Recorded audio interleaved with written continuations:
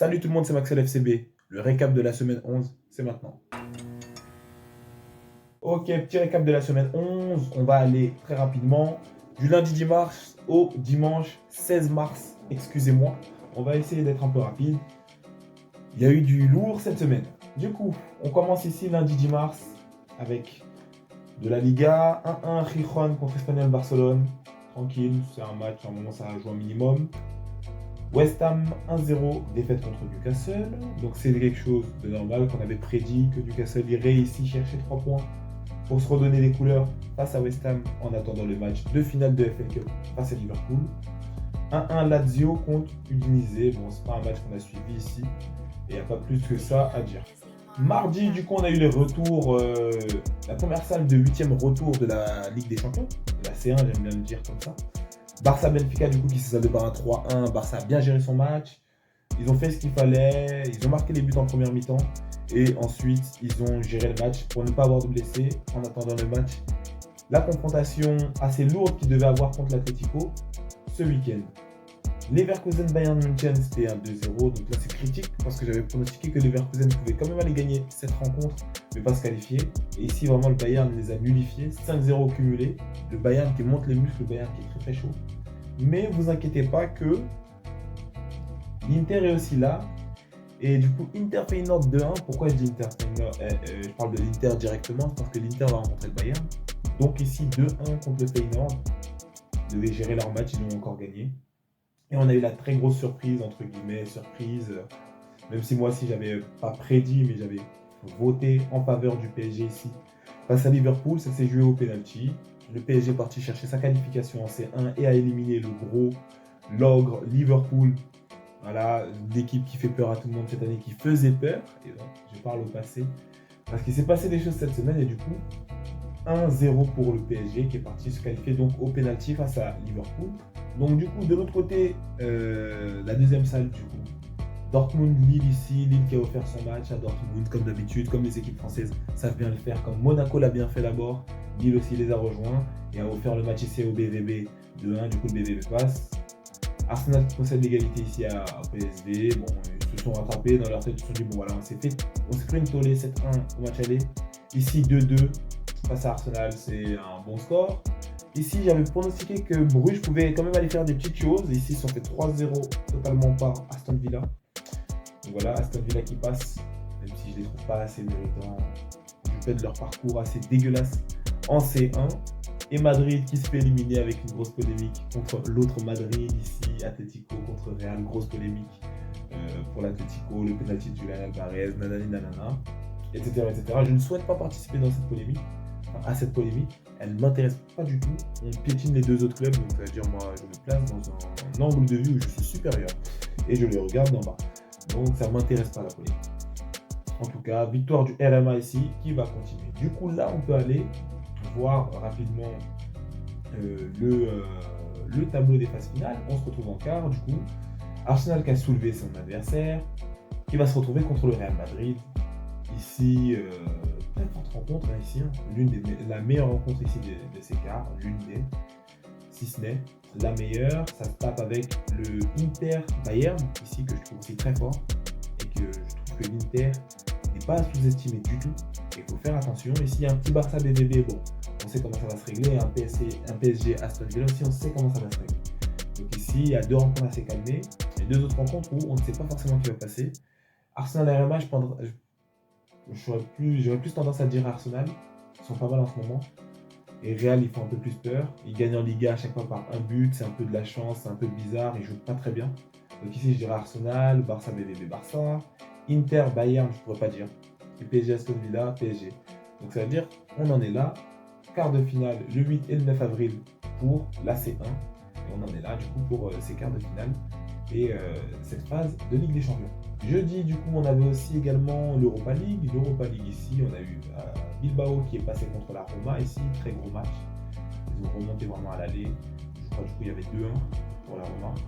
Et du coup voilà, 4-3 au cumulé, 3-1 sur ce match ici. Bien joué à Bilbao. Francfort aussi qui va continuer son aventure assez calmement face à l'Ajax d'Amsterdam. La Lazio qui va gagner, mais pas très impressionnant hein, face au Victoria Pilsen.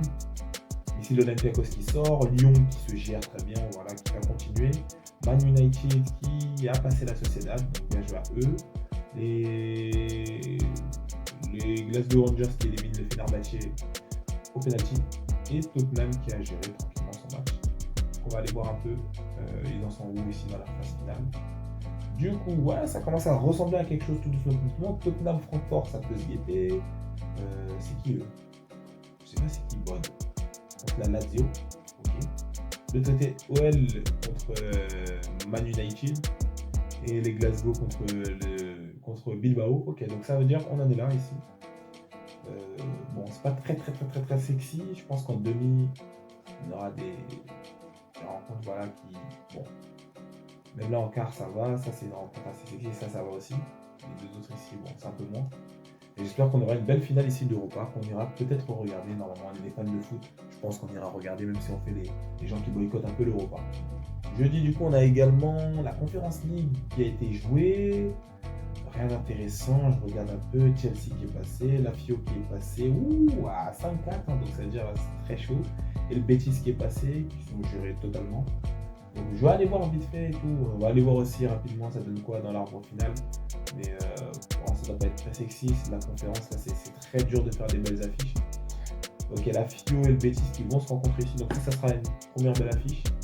Et l'un des deux va aller rencontrer Chelsea en finale. Donc Chelsea Betis ou Chelsea Fiorentina, ça se regarde, hein, c'est une finale, hein, c'est une dinguerie de se dire que c'est une finale d'une compétition européenne. C'est terrible. Mais en tout cas, la finale, bon, on la regardera dessus. Je pense qu'on peut même se regarder la demi. Si c'est Betis Fio, si c'est autre chose que Betis Fio, je regarde pas. Et de l'autre côté, je regarderai pas.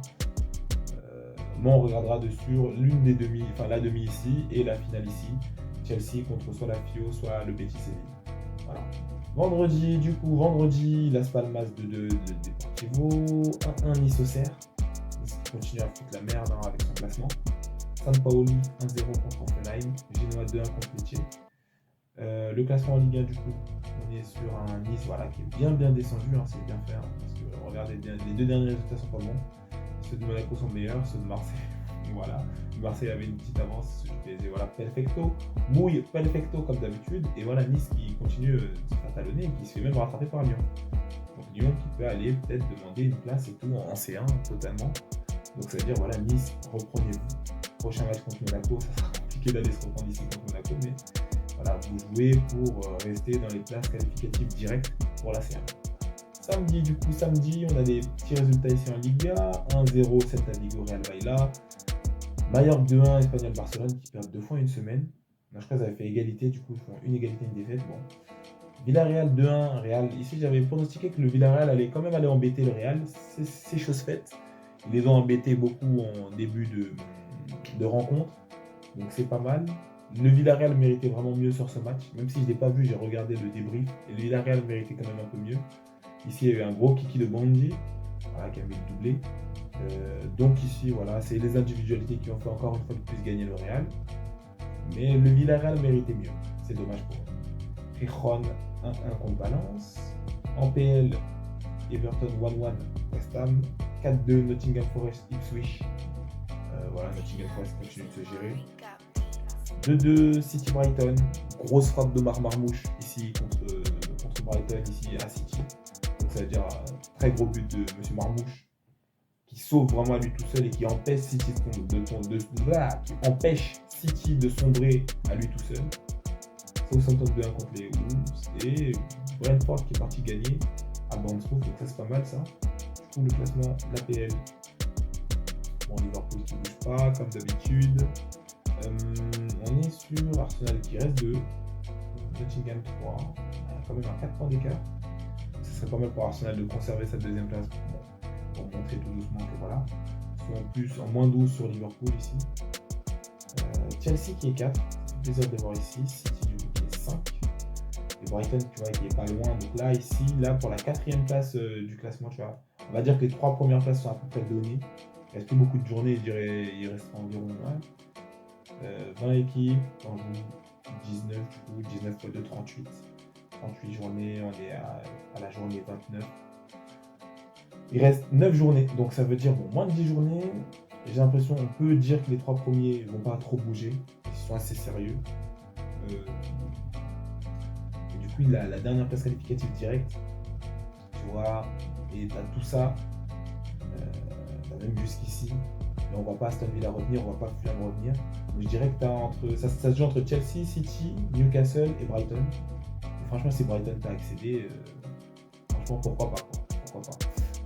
On continue, donc du coup ici ça c'était ça, et Brentford, donc pas mal pour Brentford ici qui va aller prendre une petite victoire, même s'il reste toujours 11e, il cale à cette place, on jamais dans le top 10, pas mal pour eux, il va aller gagner ici contre Bournemouth, et Bournemouth qui, à cause de ces derniers résultats, va quitter ici ce top 6 environ où ils étaient. En Ligue 1, Lille qui perd à Nantes, c'est décevant de Lille qui va du coup sortir du top 5. Voilà, ils étaient dans le top 5 de la Ligue 1, ils sont sortis immédiatement. C'est très sérieux ici, c'est la bagarre aussi pour les places européennes. Le PSG qui a une avance de folie. Marseille, Monaco, Nice qui sont à 2 points, 4 points de Lyon, excusez-moi, un 5e point de Lille et un 6e point de Strasbourg. Donc ici, tu as tous ces clubs-là qui sont à 6 points d'écart, c'est 2 victoires. C'est vraiment peu.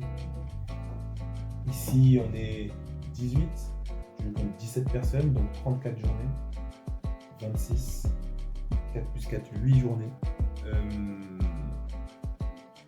8 journées, il n'y a rien qui est décidé, 6 points, ça peut se faire, pour être très sérieux, aller chercher que des victoires.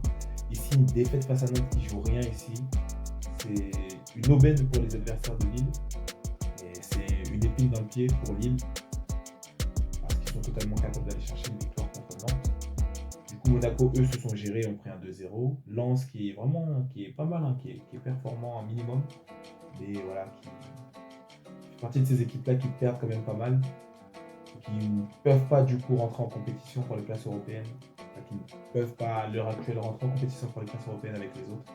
Mais Lens, ils sont pas mal, et voilà, ils sont pas mal relous, surtout contre le PSG.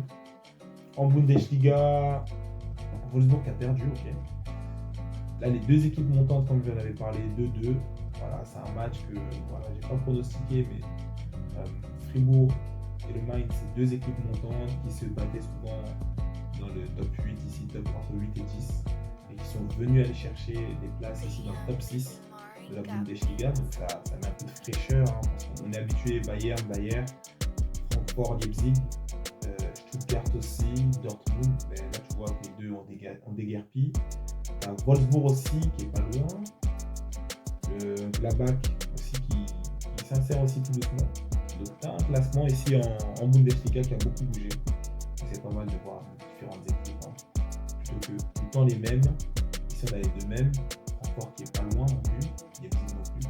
Mais ici tu as Fribourg et le Mainz qui se sont jaugés 2-2 et tout. C'est un résultat convenable, c'est un résultat cohérent surtout entre ces deux équipes outsiders qui pour le moment sont en train de faire un joli boulot, qui sont en passe, surtout pour le Mainz, d'aller en C1, donc c'est vraiment pas mal pour l'instant.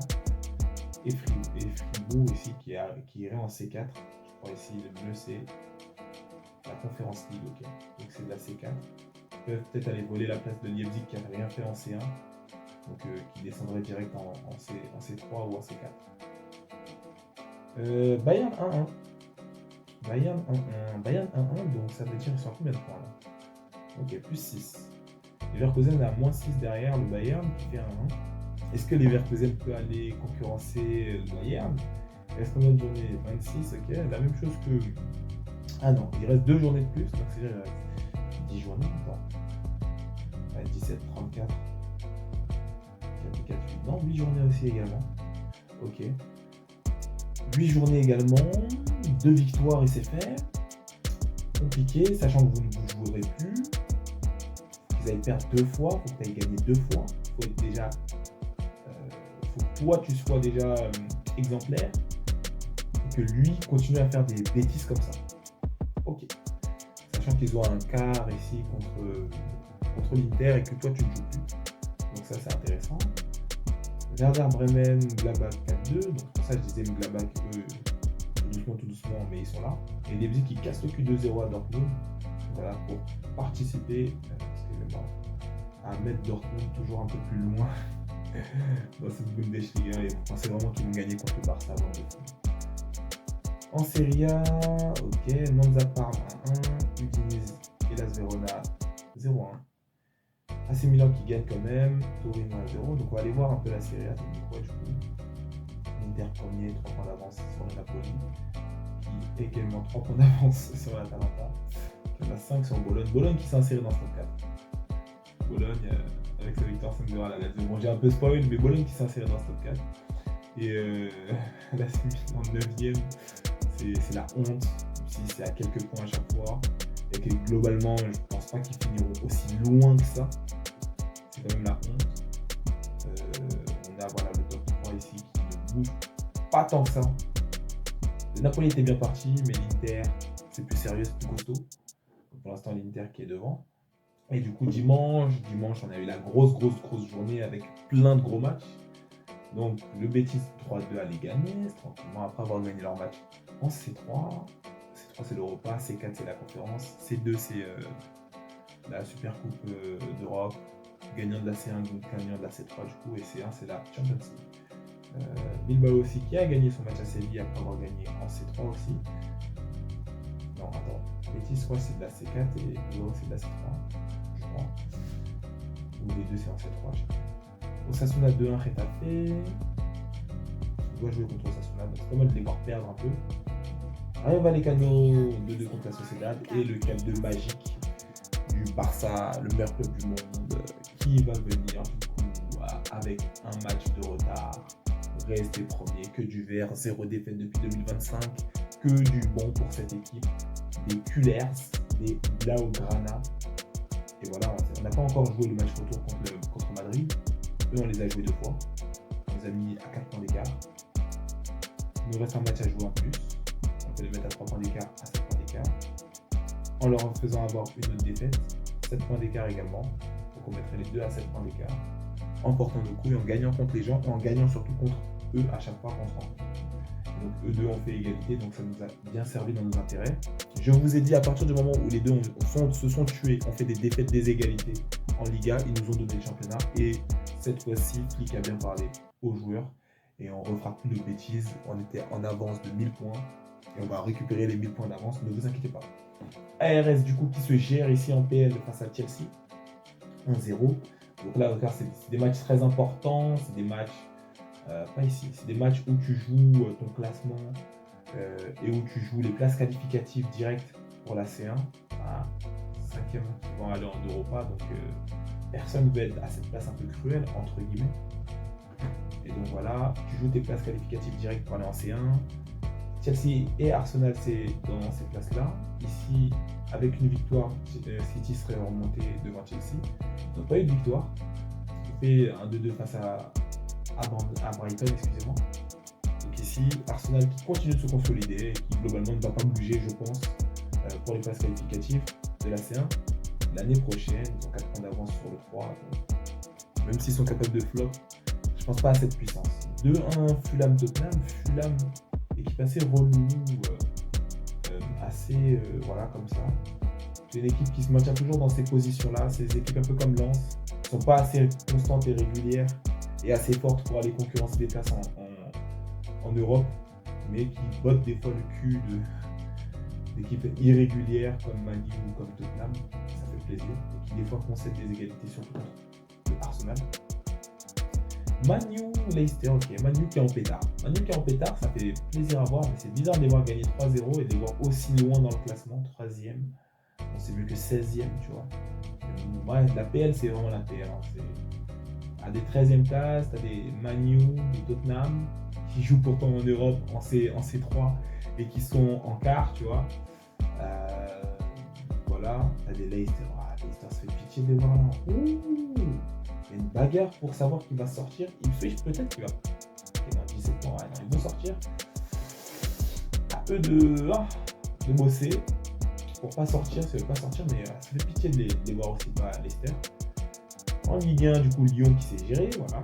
Ça, c'est l'équipe qui se gère, qui va aller jouer. Bon, ils sont habitués à l'Europa, pourquoi pas à la C1, tu vois.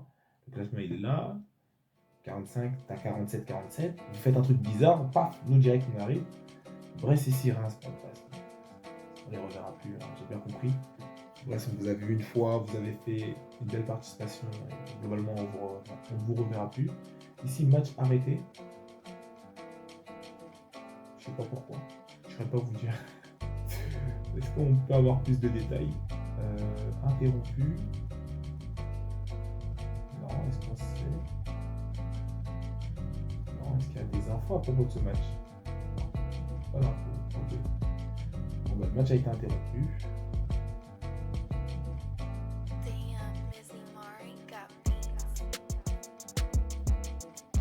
Le match a été interrompu. Okay. On a eu 2-1 Toulouse-Strasbourg, pour Strasbourg du coup. Et le 3-1 Paris-Marseille. Match très bien disputé par Marseille, très bien disputé par Paris également. Paris qui reste du coup impérial en Ligue 1. Ah, c'est 19 points d'avance, ah, c'est ça, hein, 8 et 9 ça fait 1. 4 et 6 ça fait 2, 50, 60, 19 points d'avance. C'est terrible, c'est terrible. Je sais pas à combien de points d'avance ils veulent finir ce championnat. Pour l'instant 19 points c'est le pire. S'ils font des égalités, si Marseille gagne, ça peut se réduire. Et faut pas que ça soit plus 20. En fait, je sais pas, on se met une limite nous-mêmes arbitraire parce que en fait, c'est déjà de la grosse folie d'avoir 19 points d'avance sur le deuxième. C'est même pas, on parle sur l'autre du top 5, c'est le deuxième. Donc ça veut dire le PSG vraiment qui est en pétard, et qui a faim en ce moment, et qui est en quart de CA contre Aston Villa. 3-1 ici Francfort, donc Francfort qui revient doucement. Heidenheim 3-1 et Stuttgart-Leverkusen 4-3. Un match, une belle remontada de Leverkusen. Hein, parce qu'on a suivi ce match, comme vous voyez, but ici Stuttgart en premier, but encore Stuttgart. Donc ils mènent 2-0, 2-1, 3-1, 3-1 à la 62e, 3-2, 3-3, 4-3. Patrick Schick à la 90 puisqu'après vraiment c'est terrible. Hein. C'est terrible. Hein. Vraiment ils ont fait une belle remontada Leverkusen. En plus en possession ils sont au-dessus, en XG ils sont en dessous. Voilà. Une équipe très réaliste et voilà, c'est dommage de les voir sortir. C'est la rage qu'ils soient sortis. Pour moi, je ne peux pas dire qu'ils méritent plus que le Bayern, puisque le Bayern leur a claqué leur cul. Mais tu vois, les Leverkusen, c'est dommage de les avoir vu sortir de C1. Je pense globalement s'il y avait un match équipe allemande contre équipe espagnole, c'est ce qui pouvait se passer. Un Bayern et Real et Leverkusen contre Atletico, les deux équipes allemandes allaient passer et nous débarrasser de merde de Madrid. Et donc les Leverkusen auraient pu continuer à jouer la C1. Ils sont pas mal, ils sont à 6 points derrière du coup le Bayern. Et voilà, ils ont quand même du football, mais ça s'arrêtera là pour eux en C1, en tout cas cette année. Le Napoli qui fait un 0-0, Bologne 5-0. C'est pour ça que je disais, Bologne, c'est fort. Hein. Casser les dents à la Lazio 5-0. La Roma 1-0 ici. La Fio 3-0 la Juve. Et l'Inter 2-0 Atalanta. Donc c'est des scores ici. Ça nous donne du coup un classement en Serie A où l'Inter est bien premier. Fait reculer la Juve. La Bologne qui a cassé le cul à la Lazio est montée. Du coup, le top 3 ne bouge pas. Dans ce top 6, dans le top 3, deuxième a bougé. Bologne est passé devant la Juve et la Lazio. C'était Juve 4e, Lazio 5e, Bologne 6. Bologne est passé 4e du coup. Roma Fio passé Milan, ça n'a pas bougé non plus. Et voilà, carton rouge, c'est des Italiens, donc ils ont dû se déchirer pendant le match. On va aller voir rapidement. À la 81e, à la 80e. 10 plus 5, voilà. Ils se sont déchirés pendant le match, à la fin du match. Et du coup, l'Atalanta pouvait déjà plus remonter. Là, je pense que c'était pour empêcher un but. Je pense. Ouais, sûrement. Vous voulez un clean sheet. Bon. Ça peut s'entendre. Ça peut s'entendre. Et du coup, on a tout remonté. Et c'est tout, du coup, pour ce récap de la semaine 11. Du 10 au 16 mars. J'espère que la vidéo vous a plu, les amis. N'hésitez pas à vous partager, vous liker, vous commenter la vidéo. N'hésitez pas à aller aussi sur mon TikTok. Il y a mon TikTok en description de toutes les vidéos maintenant. Donc, n'hésitez pas à aller là-bas, me soutenir, aller liker là-bas, aller partager là-bas aussi pour faire grossir le TikTok. Je suis bloqué à 300 vues, le palier de 300 vues. Donc, n'hésitez pas aussi à aller me faire un petit peu de buzz là-bas. Prenez soin de vous et des vôtres. Et à plus pour la prochaine vidéo.